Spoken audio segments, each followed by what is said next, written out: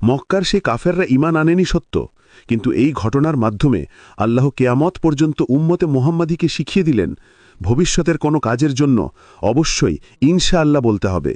শুধু তাই নয়, এই সূরা আমাদের জন্য এক রক্ষা কবচ। নবীজি সাল্লাল্লাহু আলাইহি ওয়াসাল্লাম বলেছেন, যে ব্যক্তি জুমার দিন সূরা কাহফ পাঠ করবে তার জন্য 2 জুমার মধ্যবর্তী সময়টা আলোকিত হয়ে থাকবে এবং এটি দাজ্জালের ফিতনা থেকেও মুক্তির উপায়।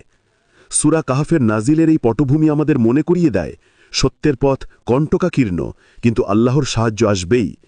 15 দিনের সেই নীরবতা ছিল এক ঐশ্বরিক পরিকল্পনা। আল্লাহ চেলেন তার হাবিবকে এমন এক উচ্চতায় নিয়ে যেতে, যেখানে তিনি শুধু বর্তমানের নন, বরং সুদূর ভবিষ্যতের ফিতনা থেকেও তার উম্মতকে সতর্ক করতে পারেন। আসহাবে কাহাফের যুবকদের মতো আমাদেরও ঈমান নিয়ে দাঁড়িয়ে থাকতে হবে, তা পরিস্থিতি যতই প্রতিকূল হোক না কেন। হে আল্লাহ, আমি আপনার ইচ্ছার কাছে নিজেকে পূর্ণ সমর্পণ করছি। আজকের এই ঘটনা থেকে আমরা শিখলাম, আল্লাহর ইচ্ছার উপর আমাদের পূর্ণ সমর্পণ থাকতে হবে। আমাদের প্রতিটি পরিকল্পনা, প্রতিটি ওয়াদা হতে হবে আল্লাহর নামের সাথে যুক্ত।